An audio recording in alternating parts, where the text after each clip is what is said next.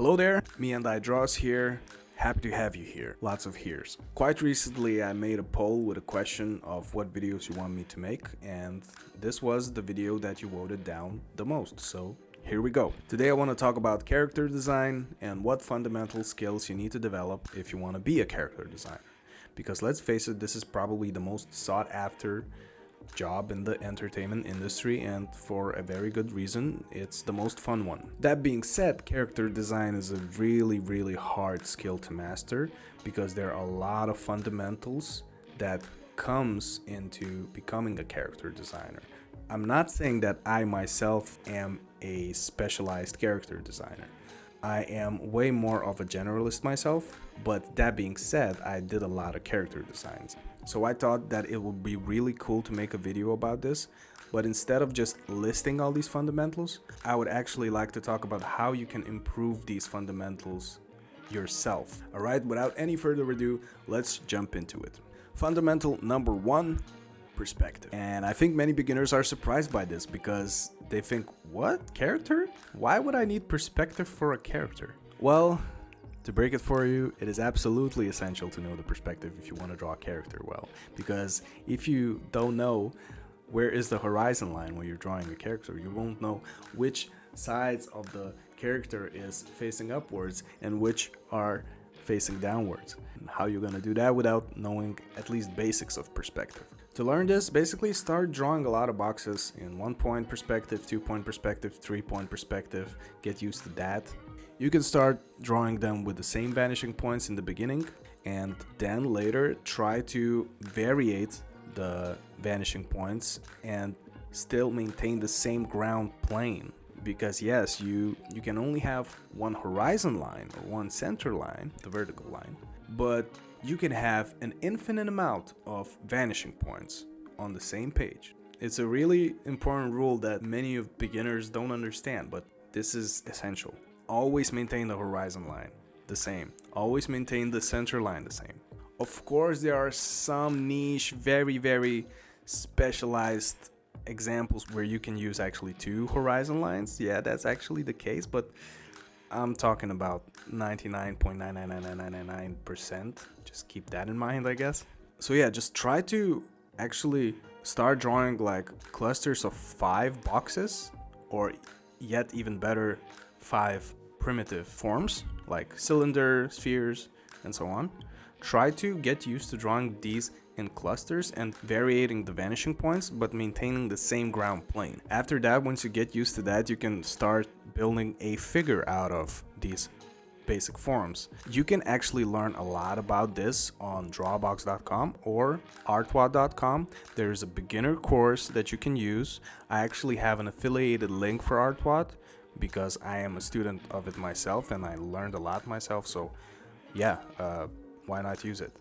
Hello, editing me here. I want to mention that there are also books that you can really learn from perspective, which is Frame Perspective 1, Frame Perspective 2, and How to Draw. So yeah, let me quickly jump into that. Frame Perspective 1, it's really good for the basic perspective, and if you're starting and you don't really know a lot about perspective, I really recommend this book. It's the best beginner perspective book. I mean, there's simpler ones like Perspective Made Easy and so on, but yeah, Frame Perspective 1 is really good by Mateu-Mestre. Now, this for character designer is even more important, I think, because it actually teaches you how to draw characters in perspective, which is, if we are character designers, that's why we're here for. So yeah. So mastering these 2 books is really good. I will have affiliate links for them. And also How to Draw by Scott Robertson, the legendary book. But this book is like really technical, and it might be just quite boring for you to wrap your head around at first. But if you want to draw vehicles and if you want to get into more technical, more hard surface stuff, then yeah, this is really good. Fundamental number 2, mannequinization and construction. And it basically is really similar to perspective, but it's not quite perspective. It's more about breaking down the objects that you draw into the basic shapes. Now, this is absolutely fundamental if you want to draw anything that has a 3D form. Breaking down anything into the simple basic forms is absolutely essential, because if you learn how to do it, you will be able to manipulate it to whatever proportions you want, and also draw it from any angle you want. So once you learn how to do that, you're not controlled by the reference, you control the reference, my friend. So I would suggest you to start using a simple box mannequin. Learn how to draw it from different angles. It will definitely look stiff, but please bear with it. And after some time, you can start adding some gesture into it by manipulating these basic shapes. After that, you can start actually creating your own mannequin based on your anatomy knowledge. Again, Drawbox teaches a lot of good construction fundamental knowledge, but they usually do it with the animals, insects, plants, or vehicles. They don't really do it with humans. Beginner drawing course on Artwad has a figure section. You can really get to understand how you can draw that basic mannequin in that module. So I really recommend it. It really helped me. Fundamental number 4, gesture. Gesture is like a superpower to a character designer, because not only it will add a lot of life to your drawings, but it will also add a lot of efficiency and make you faster, which basically makes you more productive. But wait, please, please, please, please don't just take a timer, start putting that timer to 1 minute and just start drawing without understanding what you're drawing. Instead, first try to take your time understanding the underlying principles of gesture, and I will try to list them here now. First, underlying rhythms of the body. Each muscle interlocks with another muscle in an underlying rhythm in the whole human body. It comes to the big proportions, and it comes to the small bones and its small detailed proportions of the body as well. Understand these rhythms and try to exaggerate them. Number 2, asymmetry. It really helps to loosen up your figures and make your design feel less boring and static. Number 3, line of action. Ask yourself, what is the main movement of the pose? That is basically your line of action. So start with the line of action and build your figure from there. Number 4, having a shorthand for each major body part. For example, torso is really easily represented by a bean shape. You can actually learn that from Proco. Head is a flattened circle with a box attached to it for a jaw. So this is where your construction skills really come in handy. And number 5, exaggeration. So understanding what is the main point of that pose in particular and exaggerating that point really helps you with the appeal of the whole design or the whole gesture. Michael Hampton actually has a lot of good YouTube videos about gesture. At first, please don't put a timer just yet. Try to understand these principles, and after you really get used to it, then you go for the speed. Now once you are ready, here's how a good 20 to 30 minute gesture drawing session can look like. So first, begin with a 10-30 second gestures as warm-ups. Then move on to 10 1-minute gestures, and after you go from 30 seconds to 1 minute, that 1 minute feels like 5 minutes. Trust me. After that, move on to 5 2-minute gestures and finish with 1 or 2 5-minute gestures. Do this every day until you get good at it, and once you get good at it, still keep doing it because you wanna maintain the skill. You either use it or you lose it. When I was learning this, I remember actually doing around 1,000 drawings over a long period of time, maybe like 1 or 2 months. So it definitely takes some time, but once you really get this, you will feel that huge level up that I mentioned before in this video. Fundamental number 4, design. Well, it's character design for a reason, you know.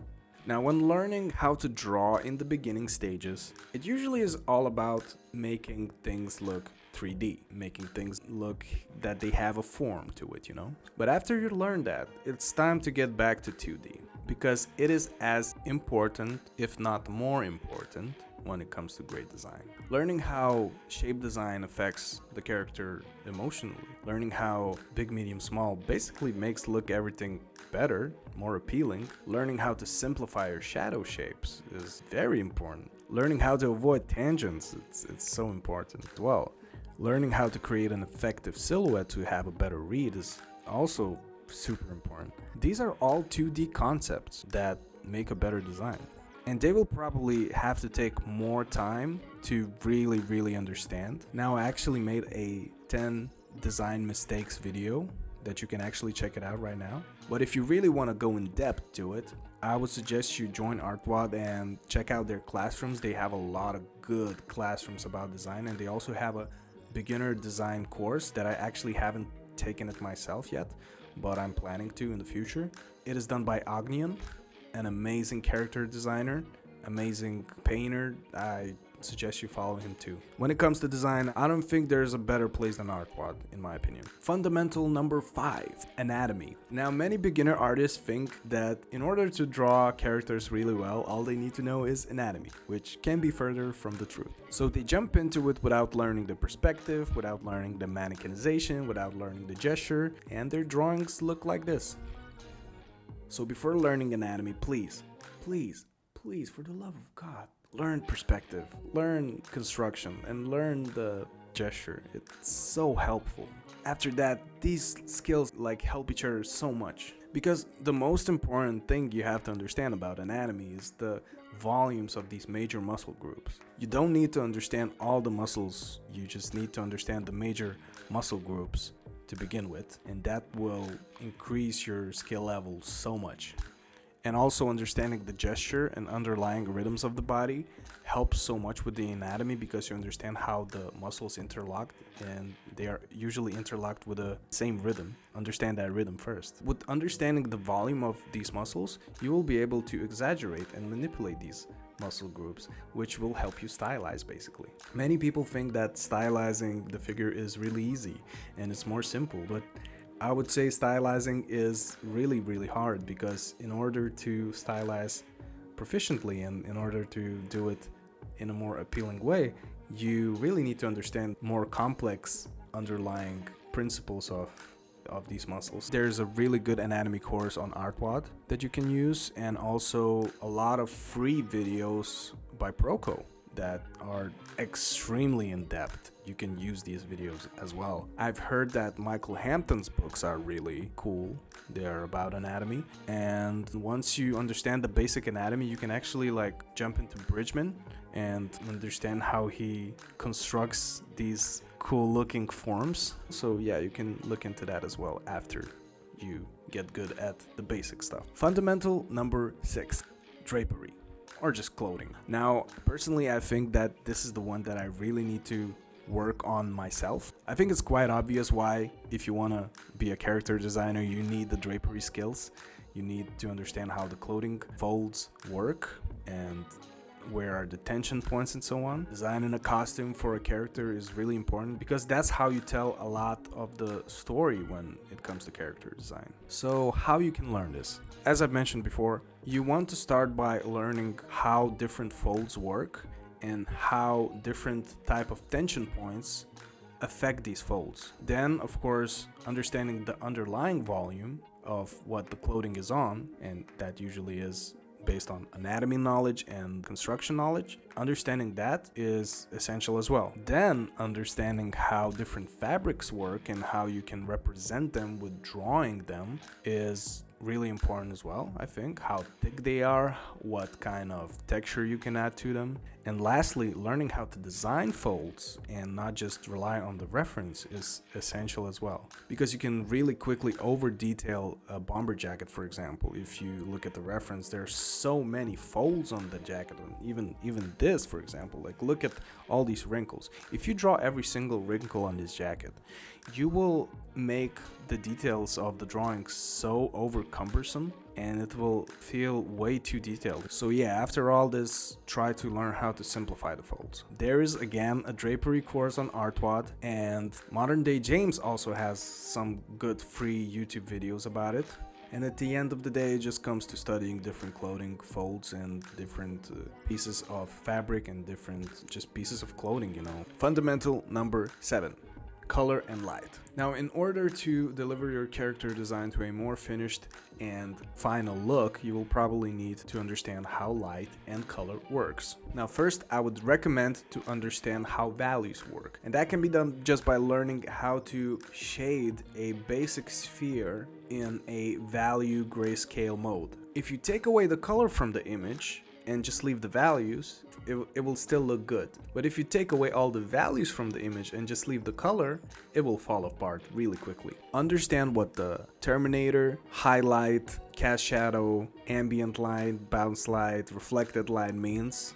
Really get good at understanding these terms and how they work. Don't go into color just yet. And once you get good at it, start with understanding the basic color theory. How different surroundings affect how you color and light an object. For example, if you're painting a building in a clear and sunny day with no clouds, the shadows will have a very blue tint in it. And for instance, if you paint a building in an overcast day, there will be way less blue in the shadows and it will be way more gray. And also the terminator will be way less contrasty and prominent. Once you get good with that, you can jump into different materials and learning how different types of materials are affected differently by light. For example, if you have a chrome ball, it will reflect all of the light. If you have a wood ball, it will basically be non-reflective at all. There's a beginner painting course on Artwad that I'm actually taking myself right now, and it's taken me forever to finish.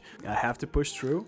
And also there are a lot of good classrooms on Artwad about materials, about the color theory and so on. So I definitely suggest you check it out. Fundamental number 8, stylization. Now, if you just want to design in a very realistic way, then yeah, you probably don't need to learn stylization, but in my opinion, knowing how to stylize is such an interesting and fun activity skill to learn, because to me personally, just drawing realistic stuff is quite boring, and inventing stuff from imagination and even manipulating and stylizing it, it's so much more interesting. But you know, that's just me. So stylization is actually really important, and it's actually really hard, because if you want to efficiently stylize things, you will probably need to understand how the complex version of it works and know the basic forms of it. And once you know those basic forms, you learn how to manipulate it. I mentioned this earlier in the video. Of course, if you just want to design everything in one particular style and just keep at it, then probably you can just learn and do that. But if you want to control the styles and not be controlled by this one style, then learning how to really stylize is really important, I think. To learn how to stylize, I think learning the construction, gesture, anatomy, drapery is really important, and of course the design, the previous mentioned fundamentals. And after that, you can start to manipulate these fundamentals into your own liking, you know. It also really helps to do a lot of master studies of different artists at this point, and just trying to analyze what kind of decision-making process they were doing when drawing that illustration or a design, character design. That's how you can get really good at picking and choosing what you actually want to do instead of being controlled by one style. Yeah, it just adds more tools to your tool belt, which in my opinion is always good. Fundamental number 9, expression. And when talking about expression when it comes to character design, I specifically mean how the facial expressions work and how they impact the mood of the character, the emotions of the character, and how to exaggerate expressions in the body to convey the emotions more and tell the story more. You can tell a lot just from the gesture pose of the character. For example, if you have a very slumpy character, you will probably feel that that character is not really confident. He's very shy probably. And if you, for example, have a very, like this character with the chest open and so on, is probably a very confident character. And that really helps you to convey the emotions and tell the story without basically even adding a costume to your design. Facial expressions are very important too. Myself personally, I really need to get better at it because most of my drawings are just like simple facial expressions with no emotions usually. Facial expressions are usually expressed mostly by eyes, the mouth, and by the eyebrows. So you can definitely add a lot of variation to how many emotions you can portray with all these three basic features. You can actually learn a lot about facial expressions just by studying the emoji icons, because they are very simplified versions and they convey the emotions really well. And if you learn how these simple emotions work, then you can apply them to your more complex designs as well. Fundamental number 10, strong visual library. Now, you could argue that this is not like a fundamental skill per se, but this is so important for a character designer, a concept artist. If you want to be able to become more creative, have better ideas, strong visual library is so important. And that's where the sketchbook comes in play so much, because sketchbook is a safe place to study, a safe place to experiment, to create, and it's so cozy.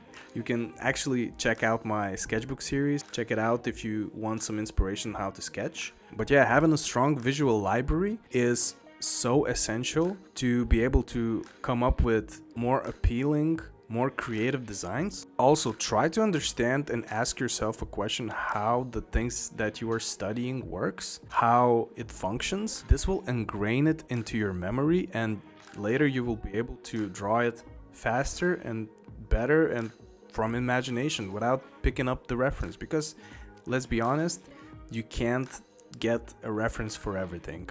And when it comes to getting reference, it usually takes time. So that in particular will make you even more efficient. I would say in the beginning, try to stick with real life reference, but after some time you can actually start studying other artists' work to understand what decision-making process they went through and apply that to your work, Alright, this was a big one. Thank you so much for watching.